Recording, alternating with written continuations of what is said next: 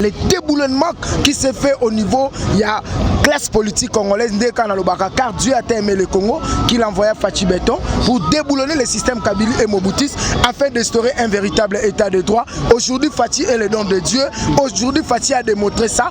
À lui seul, il a mis à genoux toutes les acolytes de Kingakati et les gens ont compris qu'on avait affaire devant une groupe des individus qui voulaient prendre le pays en otage. Grâce à la détermination du peuple qui est la loi suprême, n'est sali qu'aujourd'hui, Fachi Abima victorieux. J'insiste et je dis ouvertement, c'est la victoire du peuple. Oezala qui saluait la Bissonion et au Monaco à n'importe quelle institution. C'est l'institution président de la République qui contrôle tout le bon fonctionnement de notre pays. Raison pour laquelle il y aura des sanctions sévères. Raison pour laquelle vous avez compris que le chef a suspendu la volonté du peuple. Et la seule manière de mettre à genoux le Front commun pour le complot du Congo, c'est de dissoudre cette fameuse Assemblée nationale qui est la majorité mécanique, la majorité fabriquée, qui ne travaille pas pour l'intérêt du peuple congolais, mais il travaille au service de Rwanda, au bénéfice de Hippolyte Kazembe, communément appelé Yachina.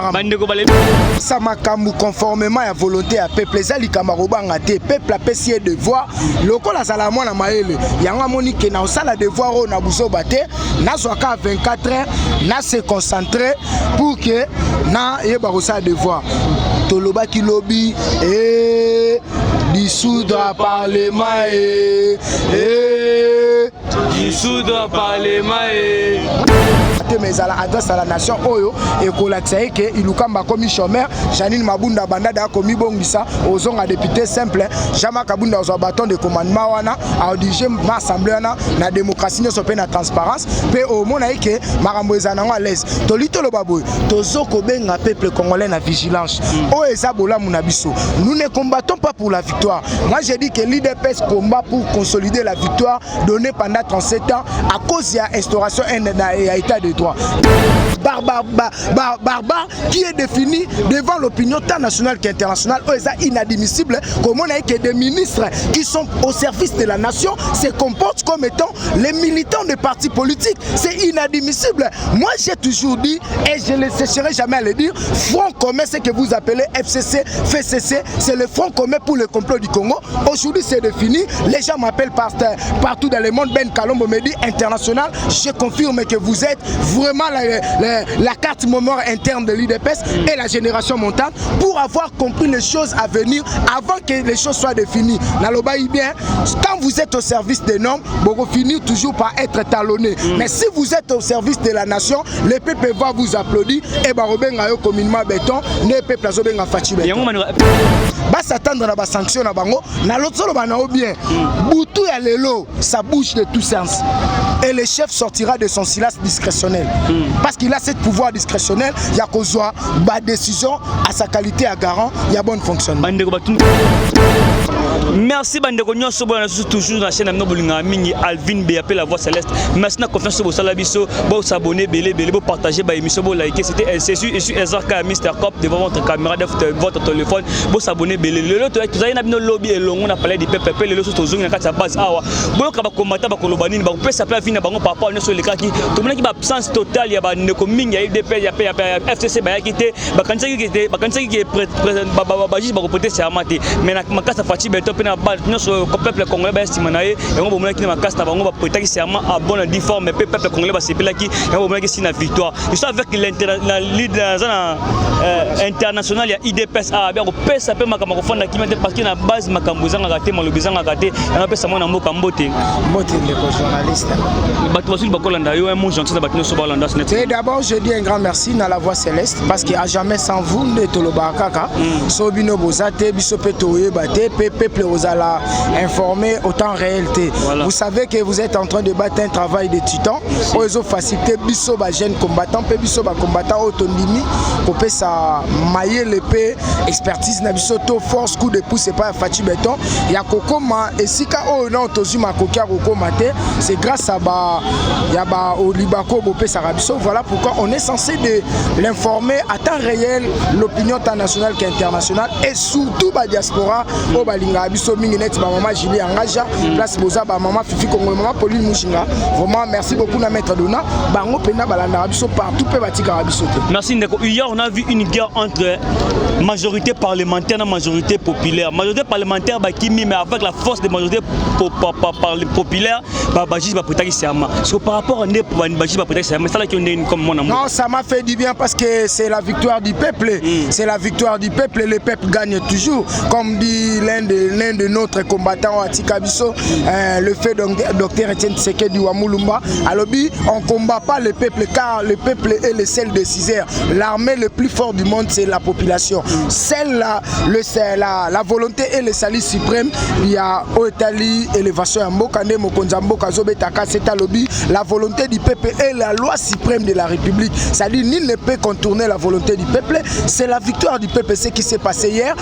Moi je disais toujours et à chaque fois, et je mettais la communauté internationale et tant l'opinion nationale qu'internationale en témoin, que une fois, ma possibilité opportunité entre fonds communs pour le complot du Congo au Bobengara, FCC na PPRD aux parti privé des riches pour la destruction du Congo, Bokomo na Bokoyeba, Bananyo Baza populaire. Il s'agissait de la popularité, il ne s'agissait pas de la majorité. Vous savez que la majorité se crée. Aujourd'hui, le chef de l'État communément appelé Fachi Beton, l'espoir de tout un peuple, l'homme qui incarne le changement, a démontré aux faces du monde qu'il a maintenant la majorité dans sa main à cause de l'indépendance de la justice. Et tout le monde hier était content de voir les déboulonnements qui se fait au niveau, il y a classe politique congolaise, car Dieu a aimé le Congo, qu'il envoya Fachi Beton pour déboulonner le système Kabila et Mobutis afin d'instaurer un véritable état de droit.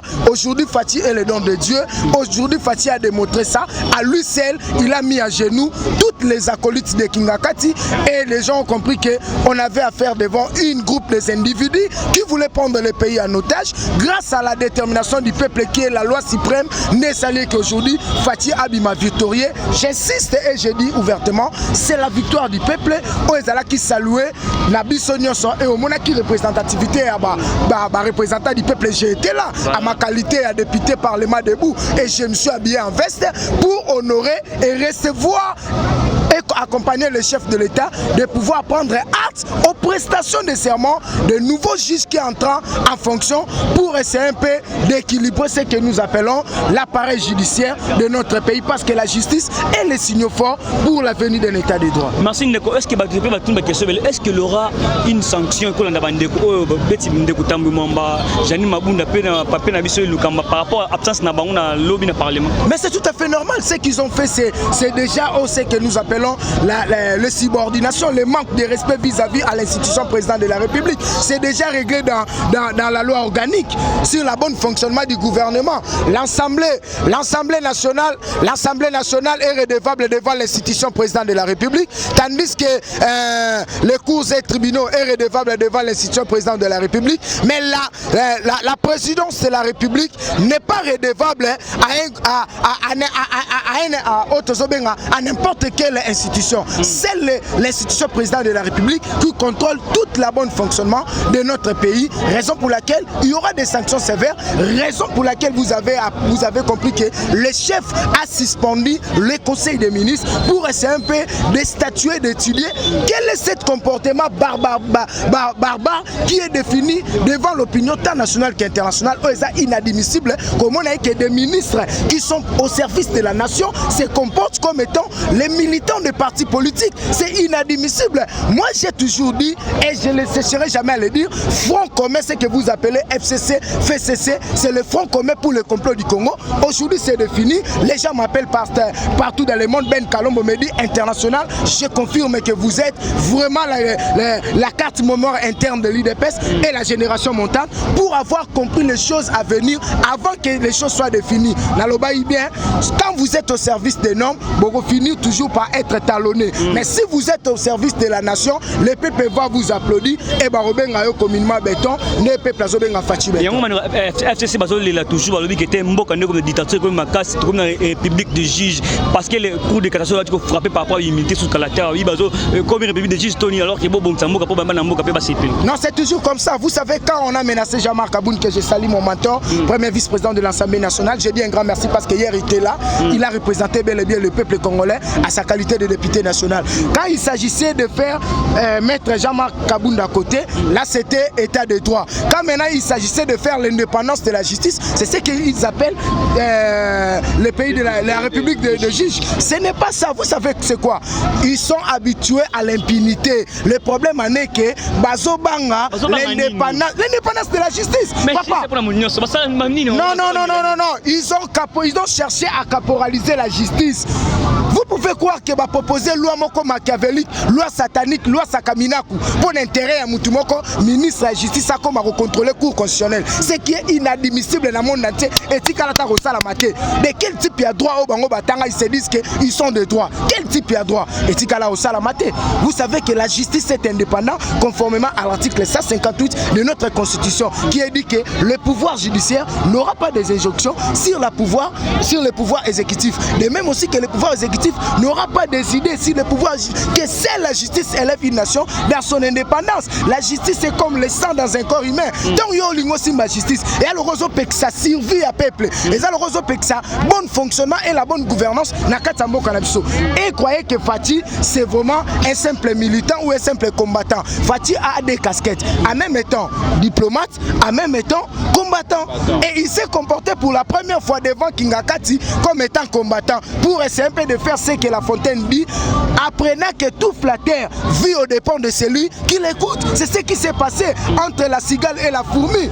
Il a chanté tout l'été, c'est ce qui s'est dit aujourd'hui. Moi je pense que l'opinion internationale a compris que l'IDPS est la machine politique en République démocratique du Congo. À lui seul, il a essayé de mettre à genoux toutes les 350 caciques du FCC de Kingakati qui ne parvient pas à se mettre debout. Raison pour laquelle vous avez vu hier Mabunda Yakite, Tambo Mambaroyate, parce qu'il croyait que nous sommes dans session à rattraper parlementaire pour que l'homme mande Fouaya à ça là spectacle ou chanctionnateur à vie, ou chanctionnateur à vie. C'est ça ce qui devait se passer. Mais comme il s'agissait de la nation, le corps là au service à la nation, moi baya ezate va s'attendre à la sanction na bango, na l'autre solo banao bien.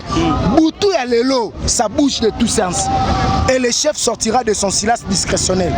Parce qu'il a ce pouvoir discrétionnel, il y a qu'aujourd'hui, bah décision à sa qualité à garant, il y a bon fonctionnement. Une question parce qu'il y a un entrée à Fati Betolo, il y a un parlement, à dissoudre le parlement, à dissoudre le parlement. Est-ce que tu trouves ça que comment il fait ça pour le moment, toi la langue? Non, c'est aussi ce qui est au menu. Lui-même a dit, Fati c'est un homme de principe. Lui-même a dit, c'est la volonté du peuple et la loi suprême. Ce que le peuple veut, c'est ce que Fati doit faire. Notre pouvoir est caractérisé par le peuple d'art. Par le peuple d'art. Notre pouvoir est caractérisé par le peuple d'art. Ce n'est pas moi qui dis. Vous écoutez ce que les combattants disent. Il doit respecter la volonté du peuple. Et la seule manière de mettre à genoux le Front commun pour le complot du Congo, c'est de dissoudre cette fameuse Assemblée nationale qui est la majorité mécanique, la majorité fabriquée, qui ne travaille pas pour l'intérêt du peuple congolais, mais il travaille au service de Rwanda, au bénéfice de Hippolyte Kazembe, communément appelé Yachinarama.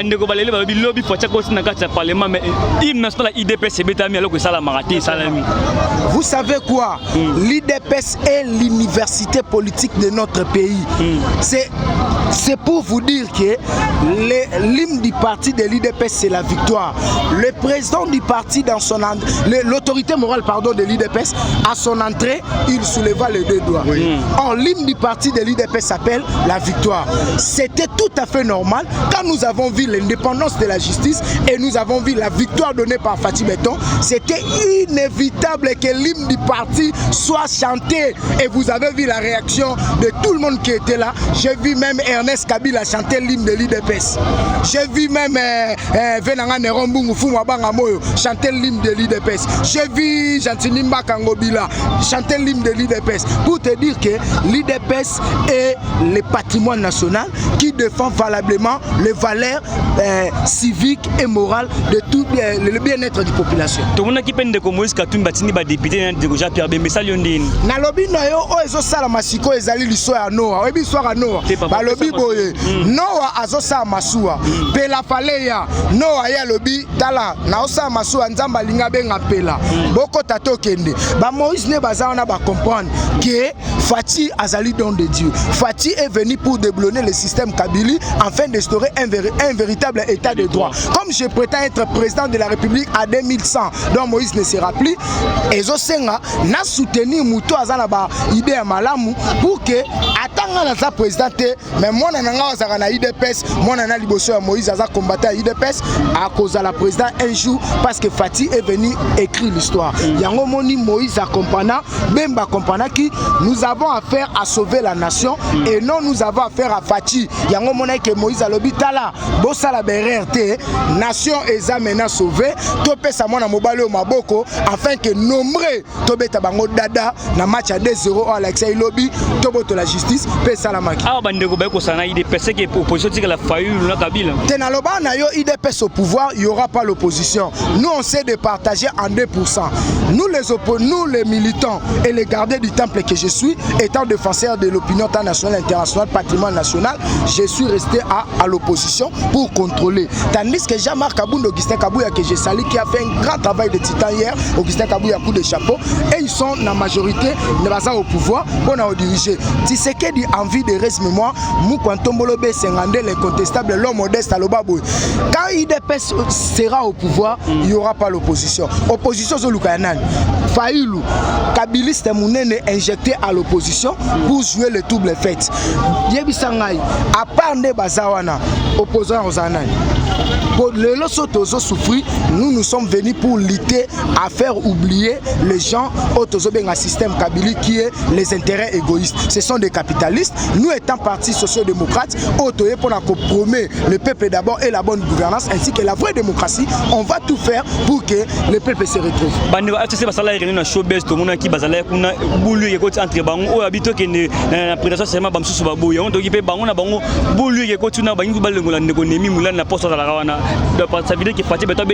Les balobara que 99 jours cause à la yayo mais un jour ils allaient en Zambie. Oh ils ont ça la maison bassine du temps. Vous savez toqué na 2016 toqué pas père nade toqué et il y a un certain mercredi le 9 septembre toqué pas père na 2016 depuis c'est père nenganine mu kwantombolobe c'est rendé de reste même papa tseke abiboza na bino kimia boza na bino kimia bo forcete omoni bato wana bazakuna bazapo na mbongo mukolo makamba malamu eroya bango na bango barozwa na ba décision.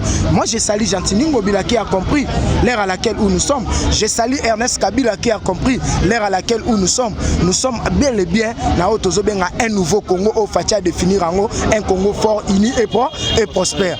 Neno lo baraka ezali solo masu anoa. Pona o esalama na showbiz eza mwambe kotizelo. Yo mwambe kotizelo olia su yango. Atozaka lokoso ya ndenge nino olia yango.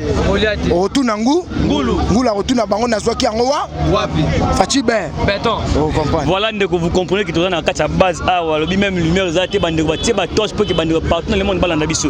Lobi vendredi Fachi Beton repère sa message na mboka alors que à suspendre na nous ba conseil des ministres abi a pesa mara. En question ezo bangisa bato est-ce que a dissoudre le parlement to koloba nini o bato mukili mubimala ko banga parce que lobi Fachi Beton a pesa makambo na mboka. A pesa makambo conformément à volonté à peuple ezali kamarobanga te peuple a pesi devoir lokola sala mwana maele yanga monique na osala devoir o na buso bate na soka 24 heures na se concentrer pour que na yeba ko sa devoir toloba ki lobby dissoudre parlement dissoudre parlement je suis l'international Trésor Mboki la communicateur d'investigation Fati en sala o eza volonté na biso parce que stade otoza il faut peuple congolais tika la l'aise occasion o bango ba pesi biso ba pesa passe à nord il faut bato na biso na bango to silana mais bango mo pe bandimi ke to silana lobby ba yo ka chef abima na silence discrétionnel na ye à s'adresser à la nation et toutes les mesures ont été déjà prises netolo barake conseil des ministres est suspendu mokolo ezonga et banité ni l'heure ni jour yango tolo babwe na latin balobara irbit et irbi et ngolaksani les chefs va s'adresser devant la ville et devant la nation du monde. C'est-à-dire, comme se disent, na Katianda kuya Saint-Père na Vatican. Et là que zo sala bango ezani, eza solo akobanga. Ba kosana ki kokufa, ba mekakaliwa na pongi, lobi mabunda tamwe mwamba bango no so papi koko ba mekaki liwa na po. na pongi yango monisco lelo chef alobi flash le chef de l'État s'adresse dans 24 heures à la nation. C'est quoi l'idée pour informateur? C'est que qui sont wana kutobeta dada te poto yebi que en cas d'absence il y a premier ministre, le chef de l'État nommera un informateur dans son article 78. C'est lui qui va identifier les vraies majorités.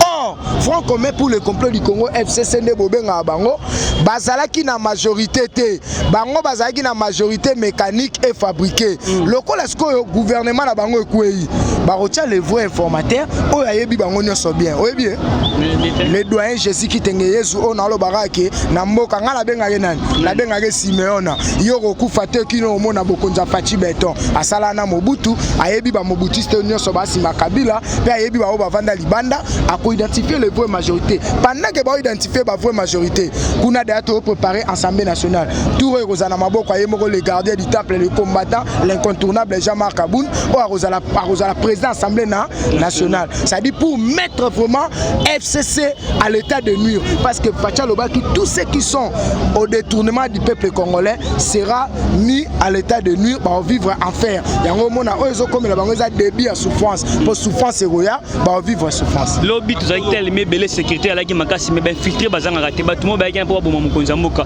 par rapport à ce que le balipe bakanga ki bango masola Fati tika ko le baba ba mokonza mboka Bible lobby ils te feront la guerre mais ils ne te vaincront pas tobo ya ka guerre te le problème c'est que abima qui vivant toi abima qui vivant te à ce qui bango pété abiboza bana nike makambo na leka yango tongo ce n'est pas moi Fati qui vit c'est l'esprit de Tshisekedi de l'imité d'Izemri qui vit à moi oh po boma Fati fo banana ko boma esprit ya Mukishi o eza epa na yango ngai na benga kae maweja chama Mukishi wa tiendelela moto wa pandanjila il n'est pas n'importe qui pendant comme na ba niveau Fati komi faut en plan de Dieu oyebi conformément plan Nzambe papa telema et salamate tuna ba clergé o bolandanga ba oyebi église boyi mamba lingomba bien papa telema apesa Fati kiti avanda na kata Vatican na ndako ya Saint-Père elingo laksanini ngai mokumuntu akengela ka monde na pesi au pouvoir okendo kengela RDC pe o mema lumière na kati Afrique yango moni tangu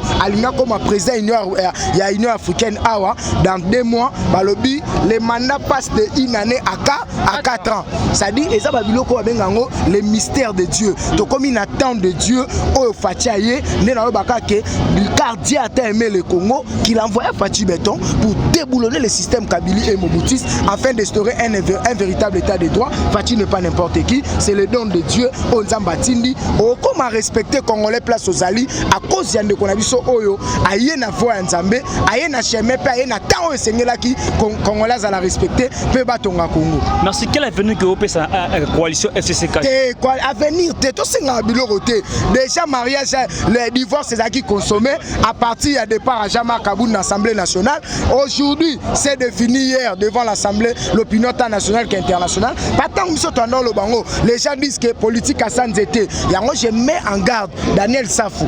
Talanenga na ya IDPS, na botama na ya IDPS à l'aise, la lecture non astemai, tu n'es pas au cadre mboko. Kozana ba député le roi yo na mboko eza malédiction parce que tout le monde a olia balo sona made solala libanda la cour constitutionnelle. Ngana lo ba yo soit toza député repêchage, maweza ngambu. Omoni ba mao ba Fachi ba lukela biso, yango moi étant que gardien du temple commandant la bouche autorisée kuya moko te soit aux avantages na IDPS toza na système ali sur likolo ya liste to ça la bino ba marche piété yango to ba biamba ya mbeza ngambu na lobi boye au moni nde toza boye coalition za rasute coalition c'est panzana match ya tongo to sila ta à l'aise lobi Fatia perception de victoire acha ibi pona benga ke Messi à Congo acha ida bina e ekota ida 2-0 lobi vendredi conseil de ministres exalté mais à la adresse à la nation oyo et kolaksaye ke ilukamba comme chômeur Janine Mabunda Bandada komi bongisa ozonga député simple Jean-Marc Kabunda ozo bâton de commandement wana a dirigé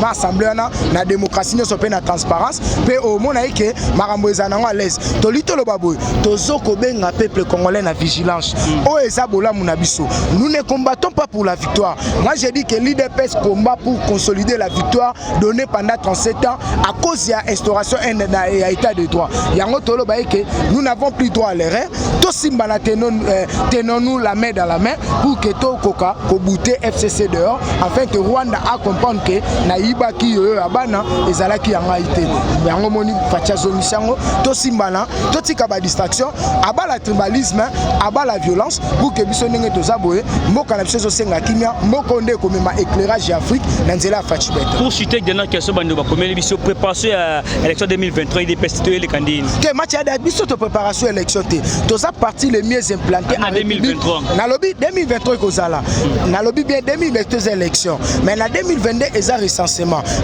kozwa biso pe 13 ans mais na 2022 na 2023 élection kozala to se katé na ba du choc essayé na 2000 na lobby bien bande on nga voix céleste bolanda biso partout dans le monde na lobby boy na 2023 il y a élection mais en 2022 il y a recensement. Or la recensement peut nous prendre 13 ans ce qu'on a vu na 2023 élection kozala ce que yomo ke no sa ba calcul ne bobo benga na plus 243 82 24 46 445 benga na plus 243 82 24 46 445 numéro WhatsApp comme là investigation na yo peut ba reprocher ça la bien na lobby boy na 2023 il y aura élection mais en 2022 il y aura recensement et identification nationale. Or recensement et identification nationale et zoabiso 13 ans ça là ba calcul ba différence on a mo kuta na 2023 élection kozala pena bel et bien yango na lo ba ma qualité à la voix du peuple Fati c'est toute une trahison so yo pesibiso élection ça passait par le recensement ça passait par l'identification nationale lokolo ka la voix du peuple ngala moni les seules solutions za nanu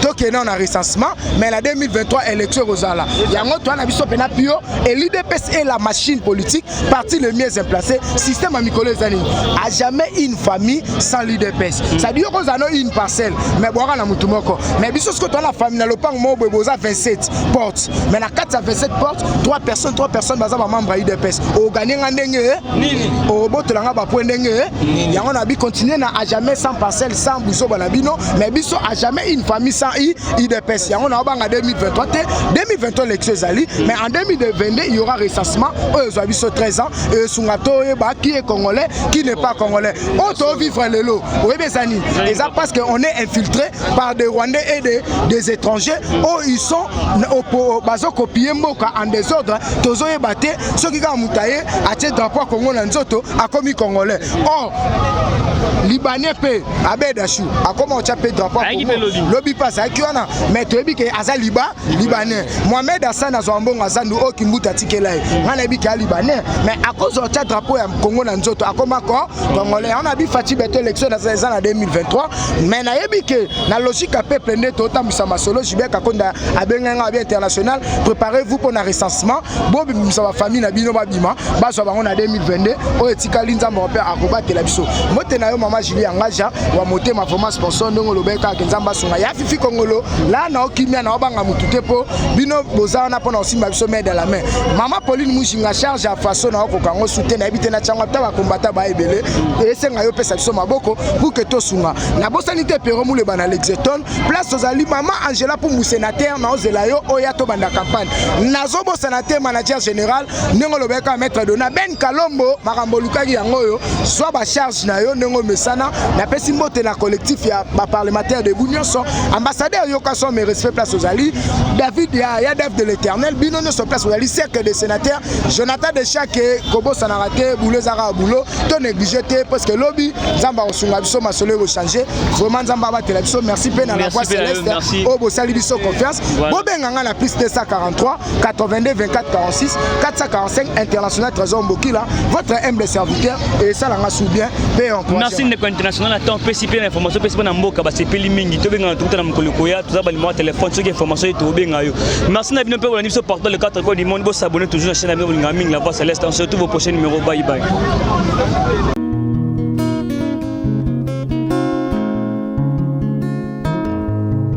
Le temps passe et ne s'arrête jamais.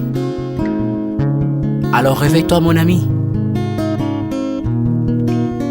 Et tout ce qui nous quitte chaque jour, laisse que cela nous serve de leçon. Car à chacun son jour, à chacun son tour. Peut-être demain sera ton tour.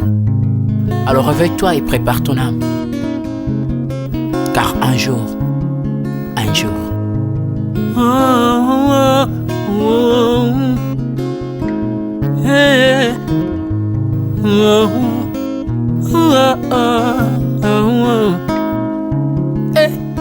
Le temps passe, le jour s'envole, s'en va si vite sans laisser de traces. Comment faire pour l'arrêter, car il nous amène vers le jour de départ. Tous ces forts avant nous n'ont pu l'arrêter. Il s'en va sans arrêt, sans pitié, ni nous laisse le temps de faire nos bagages, et de tout mener. Le temps passe, le jour s'envole, s'en va si vite sans laisser de traces. Comment faire pour l'arrêter, car il nous amène vers le jour de départ. Tous ces forts avant nous n'ont pu l'arrêter. Il s'en va sans arrêt, sans pitié, ni nous laisse le temps de faire nos bagages et de tout amener. Il s'en va seul sans nous. Faut mieux perdre tout plutôt que de perdre son âme, À quoi bon tout gagner, ne sera que vanité. À quoi bon tout gagner, perdre son âme si l'on est censé de tout laisser. Moninga, verser le sang de l'autre, si demain sera le tour, tu seras seul comme dans un miroir. À quoi bon tout gagner, perdre son âme si l'on est censé de tout laisser. Moninga, verser le sang de l'autre, si demain sera le tour, tu seras seul comme dans un miroir. Où tu rendras compte devant le Seigneur toute ta vie sur terre. Après avoir tout gagné, l'on s'en va seul, sans rien amener. Faut mieux perdre tout plutôt que de perdre son âme. À quoi bon tout gagner, demain sera que vanité. Faut mieux perdre tout plutôt que de perdre son âme. À quoi bon tout gagner, demain sera que vanité. Moninga, tala tango ekoleka. Moninga, tala bato bako kende. Okosala lolendo na mokili, okanisi mokili yango yayo. Tala bato bakoleka. Tango ekomema ngai, tango ekomema, tango ekotika moto te. Bakulutu bayakala basi bakende. Moninga, tala tango ekomema. Papi Charles Mombaya si akenda kala. Otango eza komema. Ya Mari si akenda ye. Misa mungolo we, tala tango ebemi ye. Papa de baba si akenda kala. Tango eza koleka. Ale moloto we si akenda kala. Tango eza koleka. Ata mobutu sesese kokukungwendo wazabanga asi akenda kala. Tango eza koleka. Mzee Laurent Désiré Kabila akenda kala. Tango eza koleka. Tango ekotika moto te, tango ebangaka mokolo te. Liwa bangaka mokolo te, abangaka peleki te. Abangaka motambongo te, yokaka pe mobola mawa te. Liwa tango yaka amemaka moto nyonso. Tango ekoleka, lengela bomoi na yo epana yawe. Tango ekomema, lengela bomoi na yo. Mokolo na yo ekoya, okokende ndenge nini. Le temps passe, ne s'arrête jamais. Le temps passe. Moninga, tala tango ekomema. Moninga, tala tango ekoleka. Moninga, tala tango ekomema. Moninga, tala tango ekomema. Tango ekotika moto te. Lengela bomoi na yo. Tala bato bakokende, osala ndenge nini. Okotikala ebende te, okotikala ebende. Le temps passe, ne s'arrête jamais. Le temps passe, ne pardonne jamais. Le temps passe, ne s'arrête jamais. Lingela bomo. Moninga,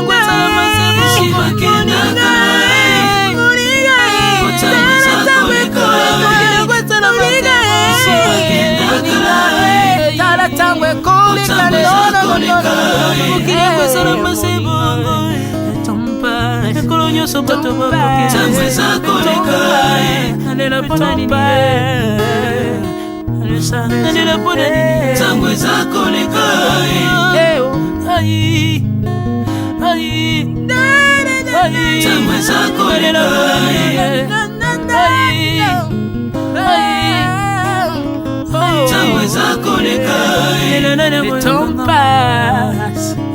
Oh, Alvin et Béa, tala tango ekoleka. Nabongisa bomonanga pona nini bato bakokende biloko nyonso ekoleka.